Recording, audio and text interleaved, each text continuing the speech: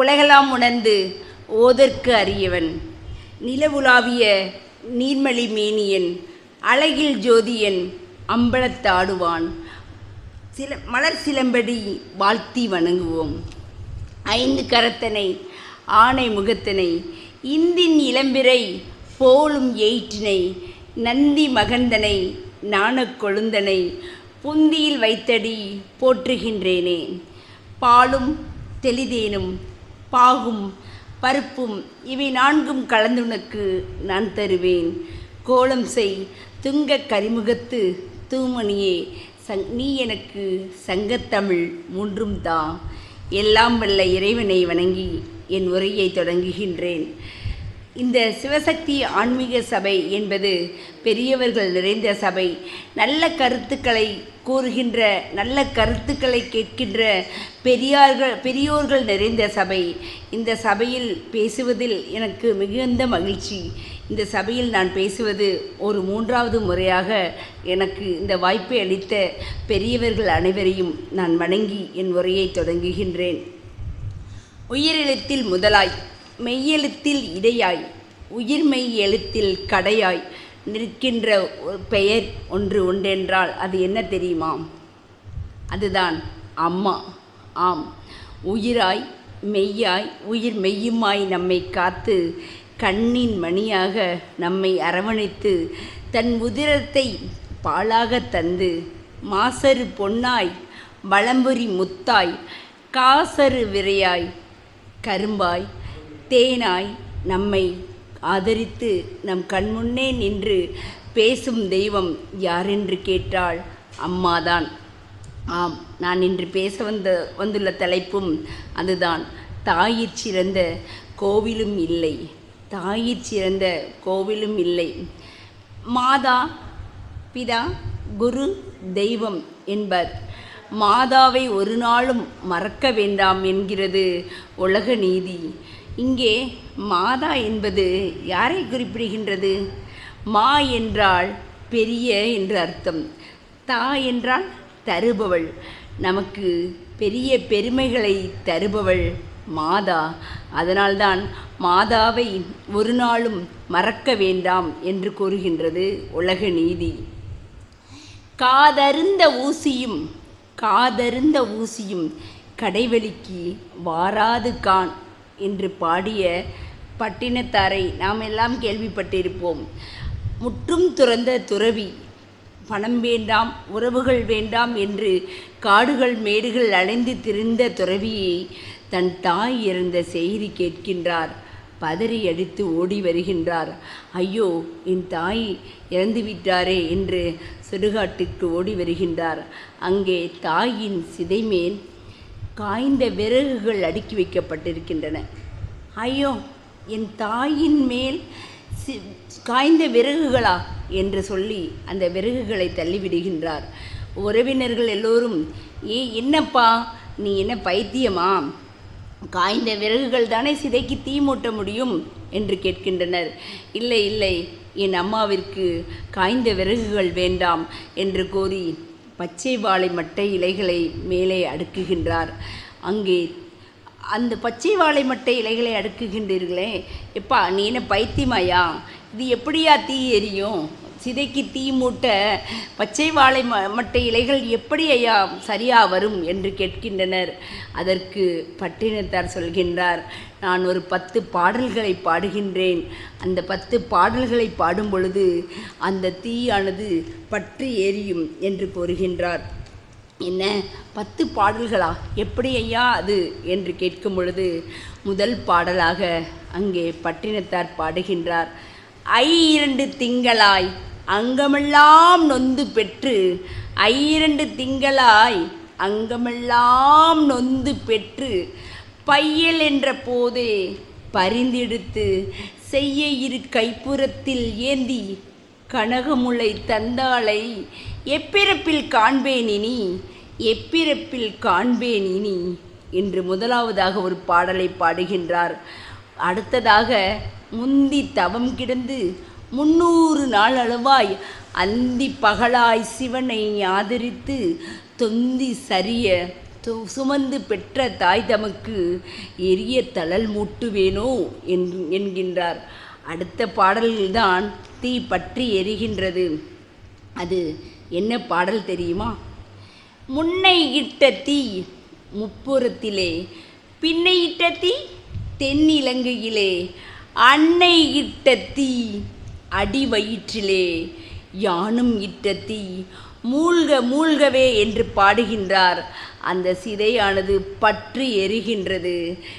2 திங்கள் என்று சொல்லும் பொழுது 10 மாதங்கள் என்னை சுமந்து பச்சை மேனியாய் பச்சை உடம்புக்காரியாக என்னை எல்லா துன்பங்களையும் உடல் சுகங்கள் எல்லாம் உடல் வலிகளை எல்லாம் துறந்து என்னை காத்து கட்டி அணைத்த தாயே, உன்னை இனி எந்த பிறவியில் நான் காண்பேன்? அடுத்ததாக முன்னை இட்ட தீ முப்புறத்திலே என்கும் பொழுது நமக்கெல்லாம் சிவனை தெரியும். சிவன் அரக்கர்களை ஆணவம், கண்மம், மாயை என்ற முப்புறத்தையும் தனது புன்சிரிப்பால் எரித்தான் என்பதால் சிவனை இங்கே நினைவு கூறுகின்றார். பின்னையிட்ட தீ என்பது என்ன? பின்னையிட்ட தீ தென் இலங்கையிலே. ஆம், அசோகவனத்தில் சீதை இருக்கின்றார். அனுமன் கோபத்தால் இலங்கையை எரிக்கின்றான். அங்கே ராவணனின் கர்வம் எரிகின்றது. ஆக அடுத்ததாக அன்னை இட்ட தீ அடி வயிற்றில். ஆம், என் அன்னை எனக்காக அந்தி பகலாய் இரவு பகலாய் கண் விழித்து எனக்காக இருந்த தாய் முட்டிய தீ என் அடிவயிற்றில் எரிகிறது என்று பாடுகின்றார் பட்டினத்தார். ஆக அந்த 10 பாடல்களை பாடும் பொழுது 10 பாடல்களை பாடி முடிக்கின்றார். அங்கே தீ பற்றி எரிகின்றது. அடுத்ததாக வைரமுத்து நமக்கெல்லாம் தெரியும். வைரமுத்து அம்மாவை பற்றி ஒரு கவிதை சொல்கின்றார். 1000 தான் கவி சொன்னேன், அழகழகாய் பொய் சொன்னேன். 1000 தான் கவி சொன்னேன், அழகழகாய் பொய் சொன்னேன். பெத்தவளே உன் பெருமை ஒத்தவரி சொல்லலையே. காத்தெல்லாம் மகன் பாட்டு, காகிதத்தில் அவன் எழுத்து. காத்தெல்லாம் மகன் பாட்டு, காகிதத்தில் அவன் எழுத்து. ஊரெல்லாம் மகன் பேச்சு, உன் கீர்த்தி எழுதலையே. எழுதவோ படிக்கவோ இயலாத தாய்ப்பத்தி எழுதி என்ன லாபம்னு எழுதாமல் போனேனும். வைரமுத்து பிறப்பான்னு வயிற்றில் நீ சுமந்த ஒன்று வைரமுத்தா ஆகிடுச்சு. எனக்கொன்று ஆனதுன்னா உனக்கு வேற பிள்ளை உண்டு. உனக்குன்னு ஆனதுன்னா எனக்கு வேற தாய் இருக்கா? இந்த பாடலை கேட்டு உருவாதவர்கள் யாரும் இல்லை. இந்த பாடலை நான் பல மேடைகளில் நான் பேசியிருக்கிறேன். அப்பொழுது அவ்வளவு நேரம் அந்த கூட்டம் கைகளை தட்ட ஆரம்பிக்கும். அந்த கைத்தட்டல் யாருக்கானது என்றால் தாய்க்கானது. எல்லோருக்கும் தாய்க்கும் மகனுக்கும் உள்ள பிணைப்பை எல்லோரும் உணர்கின்றனர். தாய் இல்லாமல் யாரும் இல்லை, தானே எவரும் பிறந்ததில்லை என்று கூறுவார்கள். இப்படியாக தாயின் பெருமைகளை பற்றி பேசிக்கொண்டே நாம் இருக்கின்றோம். ஒரு புத்தக திருவிழாவிற்கு நான் விருதுநகருக்கு சென்றிருக்கிறேன். அப்பொழுது ஒரு புத்தகம் என் கண்ணில் பட்டது. இராணுவ வீரர்களின் கதை என்ற புத்தகம். சரி, அதில் என்னதான் இருக்கிறது, அந்த தலைப்பே ஒரு ஆச்சரியமாக இருக்கின்றதே என்று அந்த கதையை எடுத்து வாசிக்கின்றேன். புத்தகத்தின் சிறப்பு என்பது என்னவென்றால், நாம் ஒரு வரியை வாசிக்கும் பொழுதே அது நம்மை உள்ளே இழுத்து கொண்டே சென்றுவிடும். அப்படியாகத்தான் அந்த கதை தொடங்குகின்றது. அது ஒரு இராணுவ போர்க்களம். அந்த போர்க்களத்திலே இராணுவ வீரன் ஒருவன் கடுமையான தாக்குதலுக்கு உள்ளாகின்றான். அவன் முகமெல்லாம் சிதைந்து விடுகின்றது. ஐயோ, என் முகம் சிதைந்து விட்டதே என்று கூறும் பொழுது அவனை மருத்துவமனையில் சேர்க்கின்றனர். மருத்துவமனையில் சேர்த்தவுடன் முகம் முழுவதும் 10 தையல்கள் போடுகின்றனர். கண்ணாடியில் அவனது முகத்தை பார்க்கின்றான். அவனுக்கே அவனை அடையாளம் தெரியவில்லை. ஐயோ, என் முகம் இப்படி ஆகிவிட்டதே என்று கலங்குகின்றான். அவனுடைய இராணுவ அதிகாரி சொல்கின்றார், தம்பி, நீ ஒரு 10 நாட்கள் உன் தாய் வீட்டிற்கு சென்று வா, உன் ஊருக்கு சென்று வா, அப்பொழுது உன் மனம் நிம்மதியாகும் என்று சொல்ல சரி என்று சொல்லிவிட்டு ஊருக்கு கிளம்புகின்றான்.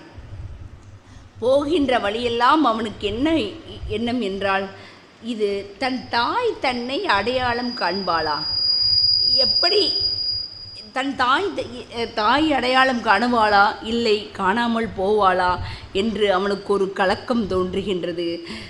சரி என்று ஊருக்கு போகின்றான். போனவுடனே அவனது தாய் கேட்கின்றார், யாரப்பா நீ என்று கேட்கின்றார். அப்படியே மனம் ஒடிந்து போகின்றான். பெற்ற தாய்க்கே தன்னை அடையாளம் தெரியவில்லையே, ஐயோ என்று மனம் நொந்துகின்று அவன் சொல்கின்றான், அம்மா, நான் உங்கள் மகனுடைய நண்பன்மா, உங்கள் மகன் உங்களை பார்த்து விட்டு வர சொல்லியிருக்கிறான், ஒரு 2 நாளைக்கு நான் இங்கே இருந்துட்டு போகிறேம்மா அப்படின்னு சொல்கிறான். உடனே அந்த தாய் சொல்கிறாங்க, சரியப்பா இருந்துட்டு போ அப்படின்னு சொல்கிறாங்க. 2 நாட்கள் தங்கி இருந்து விட்டு அவனுக்கு மனதே சரியில்லை. அடுத்ததாக ஊருக்கு கிளம்பி விடுகின்றான். 1 மாதம் கழித்து அவனுக்கு ஒரு கடிதம் வருகின்றது. அந்த கடிதம் அவன் தாய் எழுதிய கடிதம். கடிதத்தை பிரிக்கிறான், படிக்கின்றான். அவன், அன்பு மகனே, போன வாரம் நீ ஊருக்கு வந்திருந்தாய். அம்மா உன்னை கண்டுகொண்டேன். அடையாளம் தெரியவில்லை என்று நீ நினைக்கின்றாயா? உன்னை நான் கண்டுகொண்டேன் மகனே என்று கூறவும் அவனுக்கு கண்ணீர் பெருக்கெடுத்து ஓடுகின்றது. அம்மா என்னை எப்படி அடையாளம் கண்டிருப்பார்? நாம் தான் அடையாளம் தெரியவில்லை என்று நினைத்து கொண்டிருக்கிறோமே என்று கேட்டுவிட்டு இராணுவ அதிகாரியிடம் சொல்கின்றான், ஐயா, நான் திரும்பவும் ஊருக்கு போகின்றேன். என் அம்மாவை பார்த்துவிட்டு வருகிறேன்.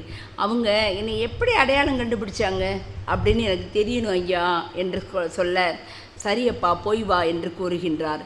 திரும்பவும் ஊருக்கு செல்கின்றான். அங்கே போனவுடன் அம்மா அவனை கட்டி அணைக்கின்றார்.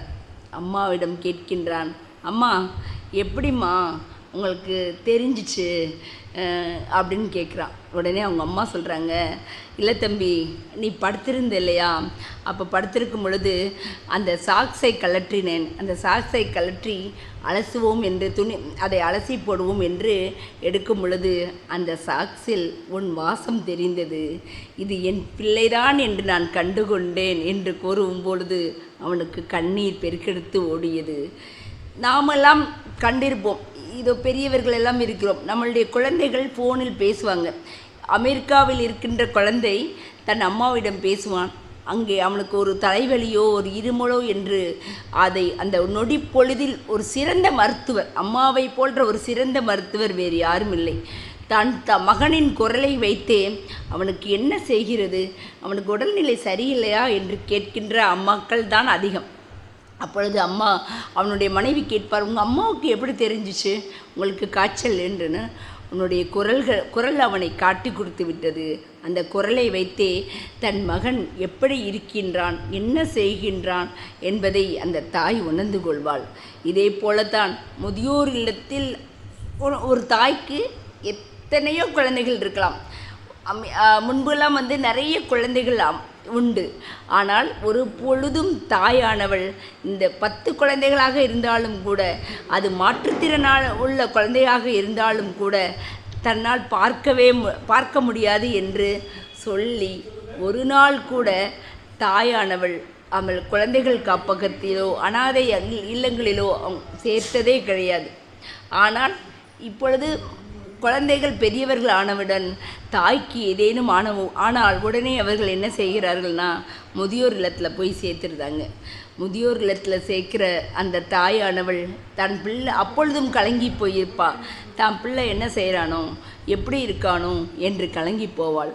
இது போலத்தான் முதியோர் இல்லத்தில் எனக்கு ஒரு கதை உண்டு. அந்த முதியோர் இல்லத்தில் கதையை சொல்லுவதற்கு முன்னாடி ஆதிசங்கரர் பற்றி, நம்ம இப்போது பட்டினத்தார் பற்றி நம்மளாம் இது சொன்னோம். அதுக்கடுத்து ஆதிசங்கரர் அவருமே ஒரு துறவியாக ஆனவர் தான். அப்போ ஆதிசங்கரர் என்ன சொல்கிறாருன்னா, அவங்க அம்மா ஆரியாம்பாள்கிட்ட போய், அம்மா, நான் துறவியாக போகலாம் என்று நினைக்கிறேன் அம்மா, சரியென்று சம்மதியுங்கள் அம்மா என்று கேட்கின்றார். அதற்கு ஆரியாம்பாள் என்ன சொல்கிறார் என்றால், மகனே, உனது 8 வயதில் அப்பா இறந்து விட்டார். எனக்குள்ள மிகப்பெரிய சொத்தே நீதானம்மா, நீதானப்பா. உன்னை விட்டு கொடுக்க எனக்கு எப்படியப்பா மனசு வரும்? உன்னை துறவியாக்கி நான் எப்படியப்பா நிம்மதியாக இருப்பேன் என்று கேட்கின்றார். உடனே அவன், சரி, கொஞ்ச காலம் போகின்றது. பூர்ணா ஆற்றிற்கு இருவரும் குளிக்க செல்கின்றனர். அங்கே குளிக்க செல்லும் பொழுது ஆதிசங்கரரை ஒரு முதலை காலை பிடித்து கவி விடுகின்றது. ஐயோ அம்மா, முதலை என் காலை கவி விடுகிறது. இது இறைவனின் திருவிளையாடல் அம்மா. நான் துறவியாக வேண்டும் என்பதற்காகத்தான் இந்த முதலை என் காலை கவுகிறது அம்மா. நீங்கள் சரி என்று சம்மதியுங்கள் அம்மா என்று கூறுகின்றான். அதாவது மகனுடைய உயிருக்கு ஒரு ஆபத்து எனும் பொழுது அந்த தாய் என்ன சொல்கிறாள் என்றால், துறவியாக சம்மதிக்கின்றாள். அந்த முதலையும் அந்த ஆதிசங்கரின் காலை விடுகின்றது. அந்த அந்த முதலை வந்து சாப விமோசனம் பெற்ற கந்தர்வன் என்று இலக்கியங்கள் கூறுகின்றன. ஆதிசங்கரரும் என்ன செய்கிறார் என்றால் துறவியாக போகின்றார். துறவியாக சென்று அவருக்கும் தாய் இறக்கின்ற செய்தி வருகின்றது. உன் தாய் முடியாமல் இருக்கின்றார் என்று சொல்லவும் பதறி எடுத்து அந்த ஆதிசங்கரர் வருகின்றார். வந்துவிட்டு தன் தாயை தன் மடியில் கிடத்துகின்றார். 10 திங்கள் என்னை சுமந்து என் மலம் உத்திரம் எல்லாம் அள்ளி என்னை காத்தாயே, நான் கண்ணே மணியே முத்தே என்று எனக்கு வாய் நிறைய புகழ்வாயே, இன்று நான் உனக்கு வாய்க்கரிசி போடுகின்றேனே என்று கூறுகின்றான். அதாவது எப்பொழுதுமே பெண் குழந்தைகள் ஆண் குழந்தைகள் என்று இருவர் இருக்கும் பொழுது கூட மிக அதிகமாக அந்த ஆண் குழந்தைகள் என்ன செய்வார்கள் என்றால் அம்மாவிடம் நெருக்கமாக இருப்பார்கள், அப்பாவிடம் பெண் குழந்தைகள் நெருக்கமாக இருப்பார்கள். ஆனால் எந்த விதமான கஷ்டங்களாக இருந்தாலும் முதல்ல வந்து ஒரு வளர்ந்த பருவத்தில் அதுக்கடுத்து வளரக்கூடிய பருவங்களில் எல்லாம் அவர்கள் சொல்வது, அம்மாம்மா இந்த மாதிரி எனக்கு இது வேணுமா, அம்மாம்மா எனக்கு இது செஞ்சு கொடுக்கணுமா, அப்பாட்ட கேளுங்கம்மா என்று அப்பாவிடம் சொல்ல ஒரு போஸ்ட்மேனாக யாரை பயன்படுத்துவார்கள் என்று கேட்டால் அது அம்மாவைத்தான். அப்படியானால் அம்மா வந்து எல்லா காரியங்களிலுமே குழந்தைகளுடைய அரவணைப்பிலும் குழந்தைகளுடைய படிப்பிலும் உயர்விலும் உள்ளத்திலும் உடலிலும் எல்லா வளர்ச்சிக்கும் உறுதுணையாக இருப்பது தாய்தான். அப்படியான தாயை வந்து முதியோர் இல்லத்தில் விட்டுருதாங்க. ஒரு தாய் வந்து முதியோர் இல்லத்தில் இருக்கிறாங்க. மறுநாள் வந்து ஒரு மாதங்கள் போது அந்த பையனுக்கு வந்து ஒரு கடிதம் வருகின்றது. முதியோர் இல்லத்திலேருந்து அந்த கடிதம் வருகின்றது. அவர் வேகமாக பார்க்குறாரு, என்னப்பா முதியோர் இல்லத்துலேருந்து நமக்கு கடிதம் வந்திருக்குதே அப்படின்னோடனே, இந்த மாதிரி நீங்கள் வரணும், முதியோர் இல்லத்துக்கு நீங்கள் வரணும் அப்படின்னு சொல்லி அங்கே வருது. உடனே வேகமாக போகிறான் அந்த பையன். உடனே போன உடனே என்ன ஆச்சு, அம்மா வைங்க அப்படின்னு கேட்குறான். இல்லைப்பா, அம்மா வந்து உங்களுக்கு ஒரு கடிதம் கொடுக்க சொன்னாங்க, அதனால தான் உங்களை வர சொன்னேன் அப்படின்னு சொல்லவும், என்னது அம்மா கடிதம் கொடுக்க சொன்னாங்களா, என்ன ஆச்சு அம்மாவுக்கு, அம்மாவை பார்க்கணுமே, இல்லைப்பா நீங்கள் முதல்ல இந்த கடிதத்தை படிங்க அப்படின்னு ஒரு கவர் இருக்குது, இந்த கவரையும் உங்களிடம் கொடுக்க சொன்னாங்க அப்படின்னு சொல்கிறாங்க. உடனே சரி என்று அதை பிரித்து பார்க்கின்றான். அதில் வந்து ஒரு 20 லட்சம் ஒரே காசோலை இருக்குது. அடுத்து ஒரு கடிதம் இருக்கின்றது. இவனுக்கு என்னடா இது ஒன்றும் புரியல, அம்மாவுக்கு ஏது காசு, நம்மளே வந்து ரொம்ப கஷ்டப்படுறோம், அம்மாவையும் பார்க்க முடியாது, நம்ம பிள்ளைங்களையும் பார்க்க முடியாது அப்படின்னு சொல்லிட்டு தானே நம்ம வந்து முதியோர் இல்லத்தில் சேர்த்தோம். ஆனால் அம்மா வந்து என்ன செய்கிறாங்க, நமக்கு இவ்வளோ ஒரு பெரிய தொகையை கொடுத்துருக்காங்களே அப்படின்னு சொல்லிட்டு அவனுக்கு ரொம்ப யோசனையாக இருக்குது. அந்த கடிதத்தை படிக்கிறான். அன்புள்ள மகனே, இது இந்த 20 லட்சத்தை வச்சு நீ உன்னுடைய கடன்களெல்லாம் அடிச்சுக்கோ, என்னுடைய பேத்தியை நல்லா படிக்க வச்சுக்கோ அப்படின்னு சொல்லி சொல்கிறாங்க. இந்த 20 லட்சம் ரூபாய் எனக்கு எப்படி கிடைத்தது அப்படின்னு தெரியுமா? ஒரு பணக்காரர் அவருடைய அவங்களுடைய மகனுக்கு சிறுநீரகம் ஒன்று தேவைப்பட்டுச்சு, அதனால் என்னுடைய சிறுநீரகத்தை நான் கொடுத்தேன். எனக்கு அதற்கு பதிலாக அந்த பணக்காரர் இந்த 20 லட்சம் ரூபாயை எனக்கு கொடுத்தாங்க, அதை நீ வச்சுக்கோப்பா, நான் எங்கேயோ போகிறேன் என்று சொல்லும் பொழுது அந்த மகன் கண்ணீர் விட்டு அழுகின்றான். இது வந்து அன்னைக்கும் மகனுக்கும் இடையேயான உறவு வந்து, அன்னை வந்து தியாகங்களை எல்லாம் தாங்கிக்கிறது அம்மா தான். ஒரு வீட்டில் ஒரு அம்மா அப்பா இல்லாவிட்டாலும் கூட அந்த குழந்தைகளை அம்மாவால் வளர்த்துற முடியும். ஆனால் அம்மா இல்லைன்னு சொன்னால் அந்த குழந்தைகளை வளர்க்குறதுக்கு அப்பாவினுடைய பால் வந்து ரொம்ப சிரமமாக இருக்கும். ஆனால் அம்மா பார்த்திங்கன்னா அப்பாவுடைய வேலைகளெல்லாம் சேர்த்து செய்வாங்க. அதுதான், அதாவது உடல் அளவில் பலமானவன் ஆண், அது ரைட் தான். ஆனால் மனதளவில் பலமானவள் யார் அப்படின்னு கேட்டால், உடல் அளவில் பலவீனமாக பெண் இருக்கலாம், ஆனால் மனதளவில் பலமானவள் வந்து யாருன்னு கேட்டால் பெண் தான்.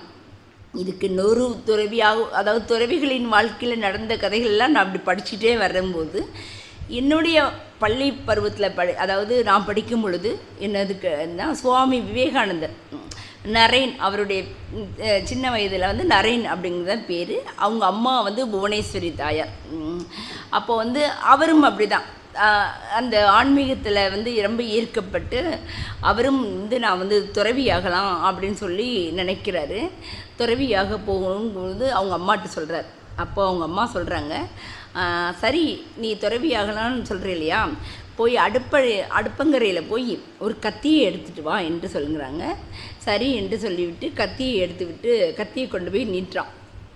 கத்தியை கொண்டு போய் நீட்டினவுடனே அவங்க அம்மா சொல்கிறாங்க, தம்பினாரே இன்னும் கொஞ்சம் காலம் ஆகட்டும், இன்னும் உனக்கு துறவியாகக்கூடிய பக்குவம் வரவில்லை அப்படின்னு சொல்கிறாங்க.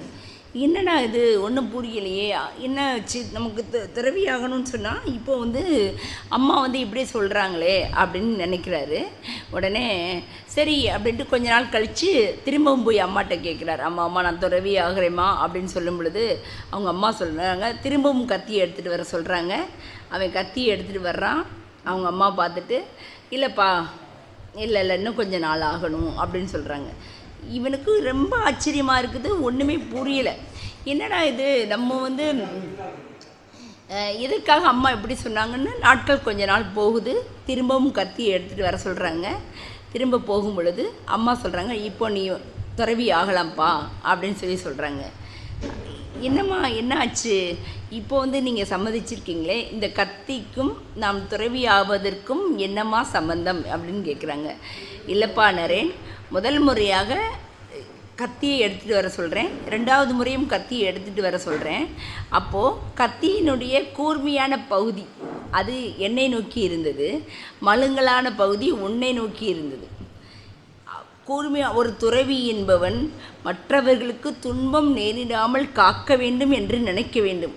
எல்லாவற்றையும் துறந்து தனக்கு துன்பம் ஏற்பட்டால் கூட தன்னுடைய சீடர்களுக்கு துன்பம் ஏற்படக்கூடாது, எல்லாவற்றையிலும் அந்த பக்குவம் வர வேண்டும் என்றுதான் நினைத்தேன். இப்பொழுது மூன்றாவது முறையாக நீ என்ன செய்தாய் என்றால், மழுங்கிய பக்கத்தை என்னை நோக்கியும் கூர்மையான பக்கத்தை உன்னை நோக்கியும் நீட்டினாய் என்று கூறுவார்.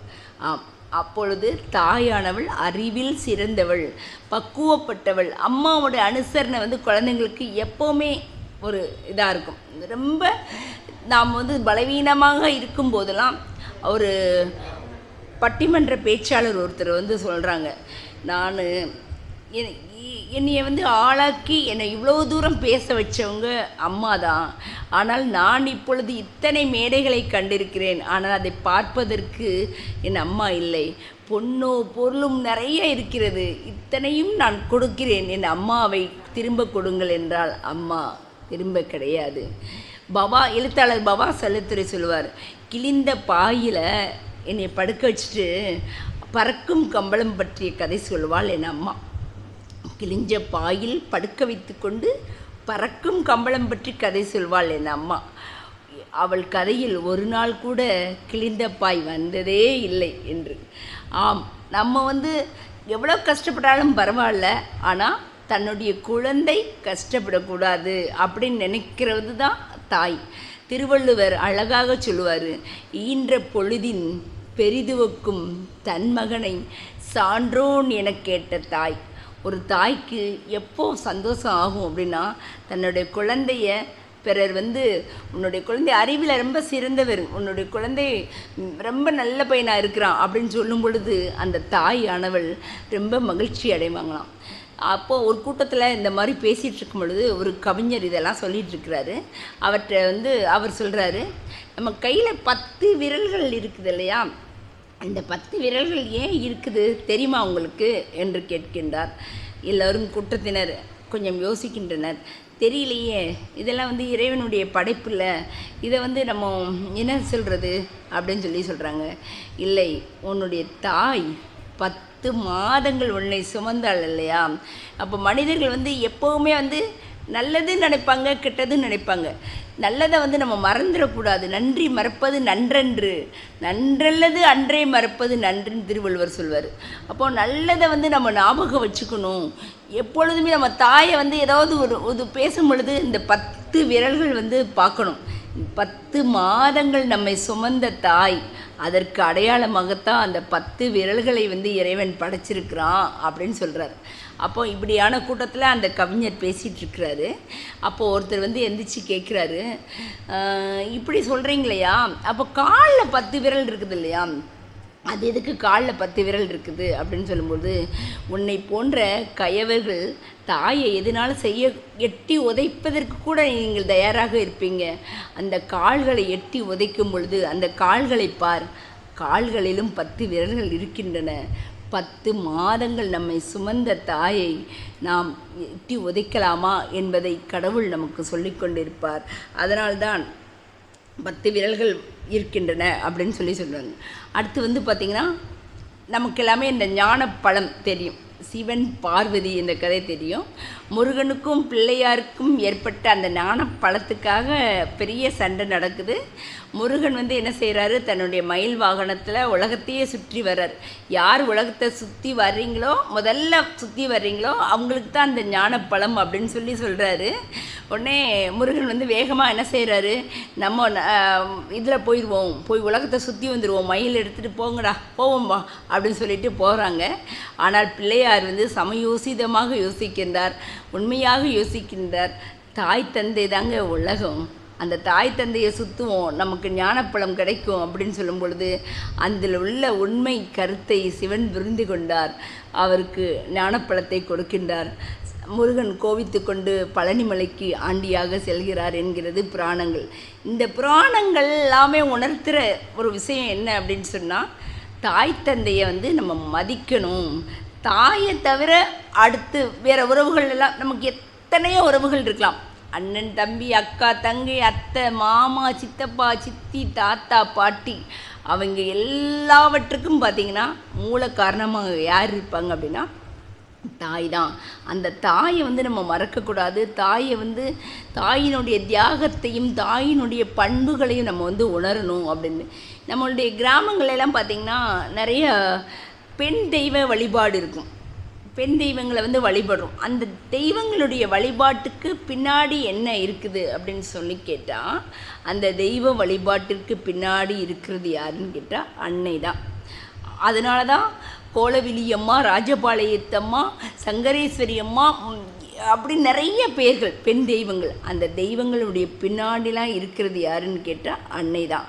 அன்னையை போல ஒரு தெய்வமே கிடையாது அப்படிங்கிறது தான். தாயிற் சிறந்த கோவிலும் இல்லைங்கிற தலைப்பே வந்து அதுதான். தாயை காட்டிலும் வேற நேரில் நின்று நமக்கு என்னென்ன கஷ்டங்கள்லாம் இருக்குதோ, அம்மா எனக்கு எனக்கு உடம்பு வலிக்குதுமா, எனக்கு மனசு வலிக்குதுமா, எனக்கு ஒரு மாதிரி இருக்குதுமா, தன்னம்பிக்கையை தருகின்ற தாய் யாருன்னு கேட்டால் அம்மா தான். எப்படி அம்மா தன்னம்பிக்கை தருவான்னு பார்த்தா, இப்போ நம்மெல்லாம் பெரியவங்கள ஆயிட்டோம்.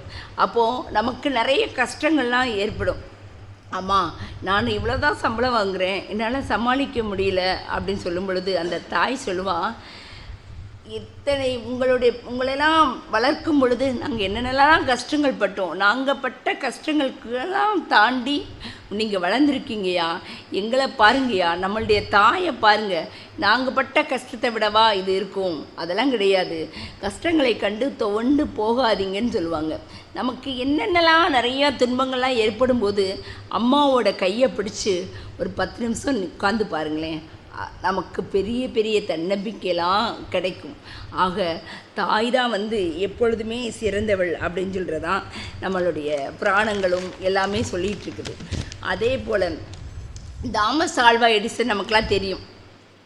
நம்மளுடைய இந்த பல்பை கண்டுபிடிச்சவர் அவர் தான். இந்த தாமஸ் ஆல்வா எடிசனுக்கும் தாய்க்கும் உள்ள கதை ஒன்று இருக்குது. அது என்னன்னு கேட்டால், தாமஸ் ஆல்வா எடிசன் ஸ்கூலில் படிச்சிட்ருக்கிறாரு. ஒரு தடவை அவங்க அம்மாவை கூப்பிட்டு அனுப்புகிறாங்க. என்ன அப்படின்னு சொல்லிட்டு அவங்க அம்மா போகிறாங்க. அவங்க கிளாஸ் டீச்சர் வந்து என்ன செய்கிறாங்கன்னா, அவங்களுக்கு ஒரு லெட்டர் கொடுக்குறாங்க. அந்த லெட்டரை பார்த்தோன்னே அவங்க அம்மா அப்படியே அழுகுறாங்க.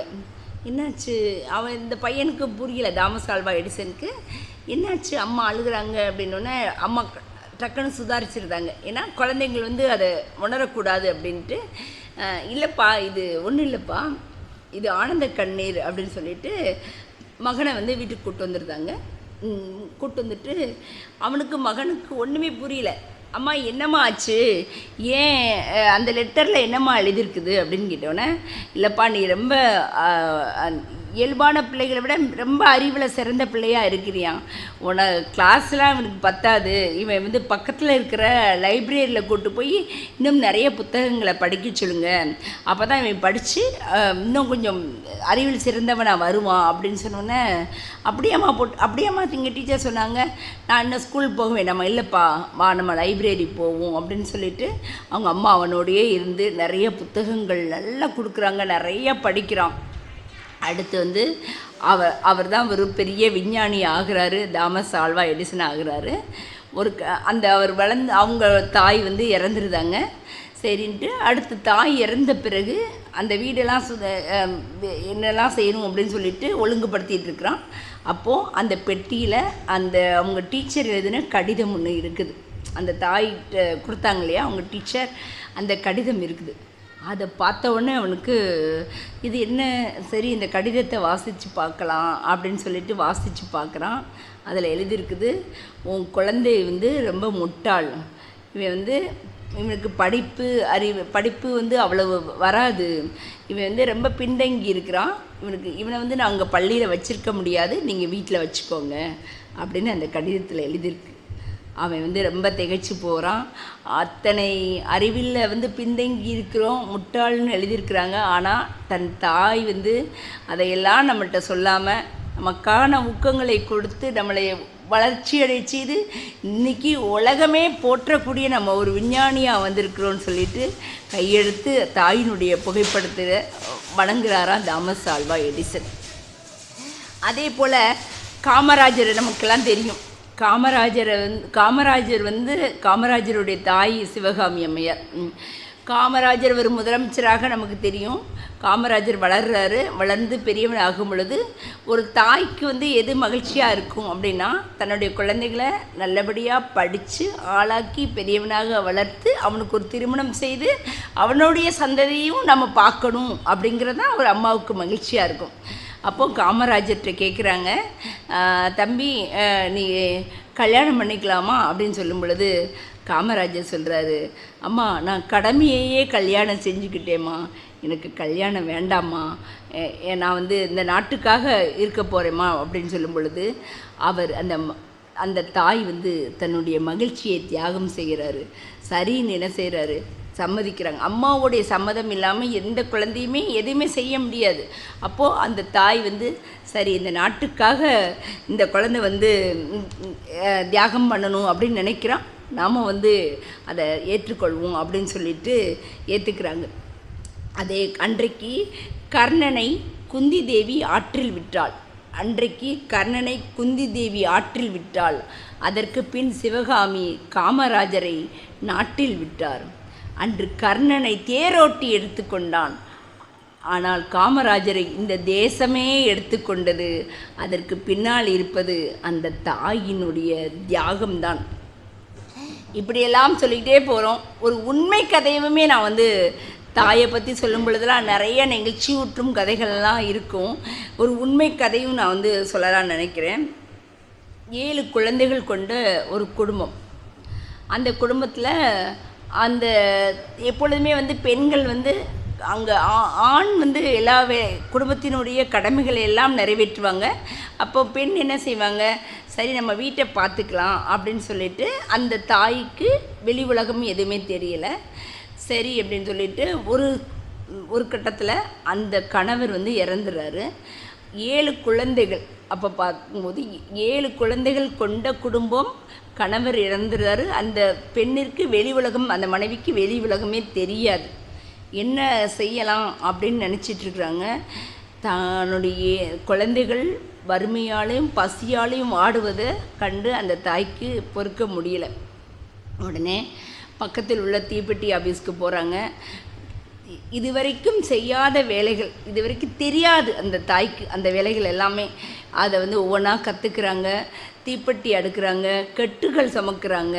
அந்த கோவில்பட்டி மாநகரெலாம் இங்கெல்லாம் கெட்டுகள் இருக்குமான்னு தெரியல. அங்கே தீப்பெட்டி கெட்டுகள்லாம் இருக்கும். அதை பெரிய சும்மாடு கட்டி சுமந்துட்டு வர்றாங்க. இரவு பகலாக வேலை பார்க்குறாங்க. இட்லி சுட்டு விற்கிறாங்க. பக்கத்தில் இருக்கிற பால்வாடிக்கு போகிறாங்க. அங்கே போய் ஒரு ஆயம்மா வேலைக்கு சேர்றாங்க. ஏன் அங்கே போய் வேலைக்கு சேர்றாங்க அப்படின்னு சொல்லும் பொழுது, அந்த தாய் படித்தவர் தான். அப்பொழுது படிப்பு ஒரு 10ஆம் வகுப்பு அவ்வளோதான். ஆனால் அந்த 10ஆம் வகுப்பு என்பது அப்பொழுது பெரிய படிப்பு இல்லையா. ஆனாலும் அங்கே ஒரு ஆயம்மா வேலையாவது எனக்கு கொடுங்க அப்படின்னு சொல்லிட்டு சேர்றாங்க. ஏன் ஆயம்மா வேலை சேர்ந்தாங்க அப்படின்னா, அங்கே சாப்பாடு மீதி இருக்கும், ஏதாவது இருந்துச்சுன்னா அந்த சாப்பாடை தான் பிள்ளைங்களுக்கு என்ன செய்யலாம், கொடுத்து நம்ம வளர்க்கலாம், நம்ம பிள்ளைங்க பசியோடு இருக்கக்கூடாது அப்படின்னு சொல்லிட்டு அந்த 7 குழந்தைகளையும் அந்த தாய் காப்பாற்றுறாங்க. அம்மா நீங்கள் சாப்பிட்லையாம்மா அப்படின்னு சேர்ந்து, அம்மாவுக்கு இல்லைப்பா நான் அம்மா அங்கேயே ஸ்கூல்லேயே சாப்பிட்டேன்ப்பா அப்படின்னு சொல்லிட்டு தண்ணியை எடுத்து கொடுத்து குடிச்சிட்டு படுத்துக்குவாங்க. இப்படியாக அவங்க அந்த குழந்தைகளை வளர்க்குறாங்க. வளர்க்கும் பொழுதே ஒவ்வொரு குழந்தையும் நீ பெரிய ஆளாக வரணும். உன்னுடைய அப்போது ஒரு பையன்கிட்ட சொல்கிறாங்க, உன்னுடைய அப்பா அரசு பணியில் இருந்தார், நீயும் ஒரு அரசு பணியில் இருக்கணும், மக்களுக்கு சேவை செய்யணும். நிறைய ஏழை எளிய மக்கள் இப்போ ஒரு பட்டா வாங்குறதுக்கோ ஒரு இதுக்கோ எல்லா இடங்கள்லையுமே மக்கள், எளிய மக்கள் திண்டாடுறாங்க. நீ யாரிடம் உன்னுடைய வேலை சம்பளத்தை மட்டும்தான் வாங்கணும், அதற்காக எக்ஸ்ட்ரா எதுவுமே நீ காசு வாங்கக்கூடாது, ஏழை எளிய மக்களுக்கு நீ உதவணும் அப்படின்னு சொல்கிறாங்க. அந்த மகனும் அதை கேட்டு நல்லா பெரிய ஒரு அரசு அலுவலராக மாறுறான். பிடிஓவாக பஞ்சாயத்து யூனியன் ஆஃபீஸராக அவர் வந்துருந்தார். அவங்க அம்மாவுக்கு சந்தோஷமாகுது. அடுத்து அந்த குழந்தையும் என்ன செய்கிறாங்கன்னா சொல்லிக்கிட்டே வளர்க்குறாங்க. நீ உன்னுடைய ஒரு ஆசிரியராகத்தான் நீ ஆகணும். உன்னுடைய ஆசிரியர் பணி எப்படி இருக்கணும்னா, ஆசிரியர் பணி பிழைப்பு அல்ல, இறைவனின் அழைப்பு அப்படின்னு நீ உணரணும். அப்படி உணர்ந்து இந்த உலகத்துக்கு நிறையா சேவை செய்யணும். அதாவது குழந்தைகளுக்கு தேவையான கல்வியை கொடுக்குறோம், அதே போல் நம்மளுடைய வருமானத்தின் ஒரு பகுதியை மற்றவர்களுக்கு கொடுக்கணும். அதற்கு உன்னுடைய சம்பளம் உதவி செய்யணும். நீ கண்டிப்பாக அந்த மாதிரி ஒரு பணியில் உட்காரணும்னு சொல்லிட்டு சின்ன வயசுலேயே சொல்லி வளர்க்குறாங்க. அந்த குழந்தையும் அம்மாவினுடைய ஊக்கத்தாலையும் தொடர் முயற்சியாலும் தன்னம்பிக்கையாலும் தைரியத்தாலும் அந்த பொண்ணு படிக்கிறாங்க. 12ஆம் வகுப்பு வரைக்கும் படித்து முடிக்கிறாங்க. 12ஆம் வகுப்பு வரைக்கும் படிச்சுட்டு அடுத்து ஆசிரியர் பேச்சில் அவங்க சேரணும் அப்படிங்கும் பொழுது அவங்களுடைய அம்மாவோட கையில் காசு இல்லை. அதாவது அத்தனையுமே குழந்தைகளுடைய இதுக்காக ஒரே ஒரு தாய், அவங்களுடைய வருமானம் பத்தலை. எல்லாம் செஞ்சு சரி பார்க்கலாம் அப்படின்ட்டு அந்த பொண்ணுகிட்ட சொல்கிறாங்க, நீ இல்லை பாப்பா, நீ 1 வருஷம் மட்டும் வீட்டில் இரு, அங்கே ஆசிரியர் பயிற்சியில் சேருவதற்கு ஒரு 1000 ரூபாய் தான் கட்டணம். ஆனால் அந்த 1000 ரூபாய் அந்த காலத்தில் அவங்களுக்கு பெரிய தொகை. நம்ம 1 வருஷம் நம்ம சம்பாதிச்சுட்டு அடுத்த வருஷத்தில் நான் அந்த காசெல்லாம் சேர்த்து வைக்கிறேன், உன்னை அடுத்த வருஷம் நான் பல இதில் சேர்த்துருதேன் அப்படின்னு சொல்கிறாங்க. அந்த குழந்தையும் சரின்னு சொல்லிடுது. அடுத்த வருடங்கள் ஆசிரியர் பயிற்சியில் சேர்றாங்க. அப்போ அவங்க அம்மா நம்மளாம் ஒரு புத்தகத்தை அவங்க கையில் ஒரு புத்தகம் இருக்கும். அப்போது துன்பங்கள் ஏற்படும் பொழுதெல்லாம் அந்த அம்மா அந்த புத்தகத்தை புரட்டுவாங்க. அது என்ன புத்தகம்னா திருக்குறள் தான். அப்போது அந்த புத்தகத்தில் அந்த திருக்குறளில் ஒரு குறளை எடுத்து காட்டுவாங்க. அடுக்கி வரினும் அழிவிலான் உற்ற இடுக்கட்படும். அதாவது எவ்வளோ கஷ்டம் வந்தாலும் சரி, துன்பத்துக்கே நம்ம துன்பம் கொடுக்கணும். அதை நம்ம எப்பொழுதுமே துன்பம் நமக்கெல்லாம் இவ்வளோ கஷ்டமாக இருக்குது அப்படின்னு நினச்சி என்ன செய்யக்கூடாது, நம்ம கவலைப்படக்கூடாது, சோர்ந்து போகக்கூடாது அப்படின்னு சொல்லுவாங்க. என்ன கஷ்டங்கள் வந்தாலும் வெளியில் யாருக்குமே தெரியக்கூடாது. இவங்க இவ்வளோ கஷ்டப்படுறாங்களா, அது ஒரு பொம்பளை வளர்த்து இப்படி தான் இருக்கும் அப்படிங்கிற அந்த பேரோ எதுவுமே வரக்கூடாது. இருக்கக்கூடாது, நீ நல்லா படி, கஷ்டங்கள் வரும் பொழுது கடவுளை கும்பிடு, தன்னம்பிக்கையோடு இரு அப்படின்னு சொல்லிட்டு அந்த அம்மா அவங்கள சொல்கிறாங்க. அந்த குழந்தையுமே படித்து பெரியவங்கள ஆகிறாங்க. ஆகி அந்த குழந்தை வந்து ஒரு ஆசிரியராக மாறினோடனே அந்த பொண்ணுக்கு திருமணம் ஆகிடுச்சு, குழந்தைங்களாம் இருக்கிறாங்க. ஆனாலும் அந்த அம்மா வந்து கூடவே வர்றாங்க. அதாவது கணவர் அதாவது திருமணம் எத்தனை வயசானாங்க கூட என்னன்னா அம்மாவுக்கு குழந்தை தான். அது நம்ம எவ்வளோ பெரியவங்களாக இருந்தாலும் சரி, நம்ம போய் அம்மா அப்படின்னு சொன்னோம்னா அவங்களுக்கு அது ஒரு குழந்தை தான். இவ்வளோ பெரியவங்கள ஆயிட்டோம் அப்படிலாம் கிடையாது. அந்த பணியில் சேரும் பொழுது அவங்க அம்மாவுமே கூட வர்றாங்க. கூட வந்து எல்லா விதமான அவங்களுக்கு கூடவே இருந்து எல்லா விதமான இதுவும் பார்த்து அந்த பொண்ணு வந்து இன்றைக்கி பெரிய அளவில் அவங்க ஆசிரியர் ஆகும்போது அவங்க வந்து அதை பார்த்து சந்தோஷப்பட்டு இப்போ அந்த பொண்ணு வந்து அங்கே கோவில்பட்டி நகரத்தில் போகும்பொழுது அந்த ஊருக்குள்ளே போகும்போது எல்லோரும் கேட்பாங்க, ஆயம்மாவோட பொண்ணு தானே நீங்கள் அப்படின்னு கேட்கும் பொழுது அந்த குழந்தை ஆமாம் அப்படின்னு தைரியமாக அந்த கம்பீரமாக சொல்லும். ஆமாம், ஆயம்மா வளர்த்த பொண்ணு தான், நான் ஆசிரியராக இருக்கேன் அப்படின்னு சொல்லும் அந்த பொண்ணு இன்றைக்கி நல்லாசிரியர் விருதும் வாங்கி இந்த உங்கள் முன்னாடி பேசிகிட்டு இருக்கிறேன். அதுதான் அதாவது இன்றைக்கி வந்து ஐயா வந்து உங்களுக்கு என்ன தலைப்புனாலும் சொல்லுங்கம்மா அப்படின்னு சொன்னாங்க.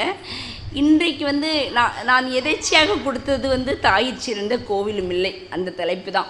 அப்போ அந்த தலைப்பை கொடுத்துட்டு, ஆனால் இன்றைக்கி பார்த்திங்கன்னா நாங்கள் அம்மா வந்து கோவில்பட்டியில் நாங்கள் கிறிஸ்துவ முறைப்படி கல்லறையில் அடக்கம் பண்ணியிருப்போம்.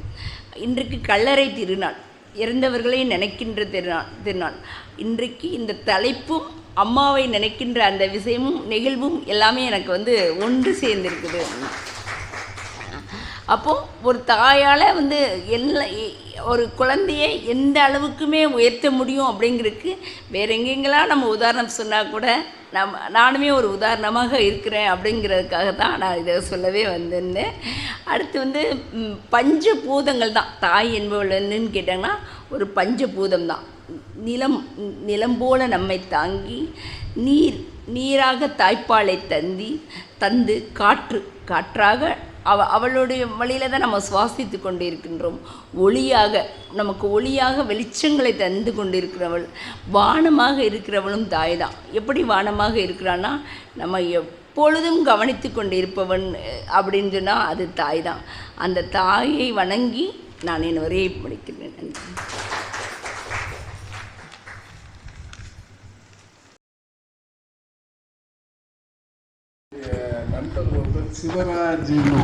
சிவராஜன் ப்ரெஸ் வச்சுருந்தார் என் வீட்டு பக்கத்தில். சாயந்தரம் நாங்கள் கூடி அரசியல் பேசுவோம், இலக்கியம் பேசுவோம், நாட்டு நடப்புகளை பேசுவோம். ஒரு நாள் இந்த தினமலர் பத்திரிகையில் இவங்களை பற்றிய ஒரு செய்தி வந்திருந்தது. அதாவது ஒரு கட்டுரையை எழுதியிருந்தாங்கன்னால அதை நாங்கள் படித்தோம். படிக்கும்போது சாயந்தரம் அதை பற்றி நாங்கள் விவாதம் பண்ணிக்கிட்டு இருந்தோம். ஒரு மடத்துப்பட்டியில் ஒரு இடைநிலை ஆசிரியர் இந்த மாதிரி இருக்காங்க. டக்குன்னு நாங்கள் ஒரு முடிவு எடுத்த, நாளைக்கு போய் அந்த டீச்சரை பார்த்து ஒரு பொன்னாடை போட்டுட்டு திரும்பிடுவோம் அப்படின்ட்டு. சரி, இன்னும் முடிவு பண்ணி நாங்கள் 2 பேரும் இவங்கள பார்க்க வந்திருந்தோம். ஞாபகம் இருக்குதா என்னன்னு தெரியல. அப்படி போய் ஒரு பொன்னாடையை போர்த்தி நாங்கள் 2 பேரும் திரும்பினோம். இவங்களை பற்றி நிறைய செய்திகள்லாம் நம்ம பத்திரிகைகளில் வர்றதுக்கு அவங்க எழுத்தாளர்களும் கூட. சமீபத்தில் ஒரு வீடியோ பார்த்தேன். ஆந்திராவில் ஒரு அம்மாவுக்கு 4 குழந்தைகள். நீங்கள் அந்த வீடியோ பார்த்துருப்பீங்க. சில அந்த கணவர் இறந்து போயிடுறார், அம்மா மட்டும்தான் இருக்காங்க. அப்போ அந்த 4 குழந்தைகளை வச்சுட்டு என்ன செய்யறதுன்னு தெரியல. 4 பெண் குழந்தைகள். அப்போ ஊர்க்காரவங்களெல்லாம் பிள்ளைகளெல்லாம் வேலைக்கு அனுப்பு அப்படின்னு சொல்கிறாங்க. உறவினர்களும் உதவுவதற்கு தயாராக இல்லை. இந்த அம்மா, நான் என் பிள்ளைகளை வேலைக்கு அனுப்ப மாட்டேன்னு சொல்லி இந்த பிள்ளைகளுக்காக கஷ்டப்பட்டு வேலை பார்த்து இப்பொழுது அதில் முதல் அம்மா சப் இன்ஸ்பெக்டராக போயிட்டாங்க அந்த லேடி. 2வது ஒரு டீச்சராக போயிட்டாங்க. செகண்ட் கிரேடு டீச்சர்ஸ் 3 பிள்ளைகளும் டீச்சர்ஸாக போயிட்டாங்க. போன பிறகு பார்த்தீங்கன்னா அந்த ஊரில் பார்த்தீங்கன்னா அவ்வளவு கௌரவம். அரசியல்வாதிகள் எல்லாம் ஆச்சரியப்படக்கூடிய அளவில் பத்திரிகைகள் எல்லாம் இருக்குது. இந்த யூடியூப்லேயே இந்த இது இருக்குது, நீங்கள் கூட பார்த்துருக்கலாம். அம்மாங்கிறவங்க அப்படி ஒவ்வொருத்தருக்கும் அம்மா சிறப்பு. என்னுடைய அம்மா எனக்கு அடுத்து என் தம்பி ஒருத்தன், அவன் சின்ன வயசுலேயே அலர்ஜி, அவனுக்கு அப்படியே மூச்சு வாங்கும். அப்போ அவனை என்ன பண்ணாங்கன்னா ஒரு 60 வருஷத்துக்கு முன்னால் ஹாஸ்பிட்டலுக்கு கூட்டிகிட்டு போனோம். ஹாஸ்பிட்டல் கூட்டிகிட்டு போனோம்னா ஒரு 3 கிலோமீட்டர் 4 கிலோமீட்டர் தூரம். அப்போ வந்து பஸ் வசதி கிடையாது. அம்மாவாலையும் தூக்க முடியலை இவனை. அம்மா ஒரு டெக்னிக் பண்ணாங்க. இந்த மாட்டு வண்டியில் பின்னால் பார்த்தீங்கன்னா அங்கே வியாழனும் ஞாயிறும் வடசேரி என்று ஒரு இடம் இருக்குது நாகர்கோவில், அங்கே மார்க்கெட்டு. கிராமப்புறங்களில் இருந்தெல்லாம் மாட்டு வண்டியில் காய்கறிகள் சரக்குகள் வரும். அந்த வண்டியினுடைய பிற்பகுதியில் ஒரு அடி ப்ரொஜெக்ட் பண்ணி நிற்கும். எங்கள் அம்மா என்ன பண்ணுவாங்கன்னா என் தம்பியை அதில் உட்கார வச்சுக்கிட்டு வண்டிக்கு பின்னாலே நடப்பாங்க, நானும் கூட நடப்பேன். அதாவது எவ்வளவு கஷ்டப்பட்டு வளர்த்தார்கள் அப்படிங்கிறது. ஆனால் அதெல்லாம் பெரியவன் ஆன பிறகு நினைவில் இருக்குமா? இல்லை. நான் ஒரு சின்ன வயதில் ஒரு படம் பார்த்துருக்கிறேன். அந்த படத்தில் கொலையும் செய்வாள் பத்தினி என்று சிவாஜி கணேசன் நல்ல தாயை பற்றி தூக்கியா, அது தாயை பற்றி ஒன்று. தாயும் மனம் மாறும். தாயும் நம்ம பேசுகிறோம், 1000 பேசுகிறோம். ரொம்ப வசதியாக வந்துட்டோம்னா ஏழைக்கும் அதில் மனம் மாறுவதற்கு வாய்ப்புகள் இருக்குது. மனித இயல்பு தானே. அதெல்லாம் நம்ம வாழ்க்கையில் நம்ம அனுபவித்து அதை பார்த்துருக்குறோம். அந்த மாதிரி இருந்தாலும் தாய்மைங்கிறது தான், இந்த உலகம் இயங்குவதே தாய்மையினால தான். அந்த அடிப்படை கருத்தை நல்லா நமக்கு சொன்னாங்க. இங்கே வந்து நம்மளோடு இருந்து இந்த செய்திகளை அவங்க சொந்த வாழ்க்கையை சொல்லும்போது நமக்கும் பெருமையாக இருக்குது. உங்களுக்கு எங்களுடைய நன்றியை தெரிவித்துக் கொள்கிறேன்.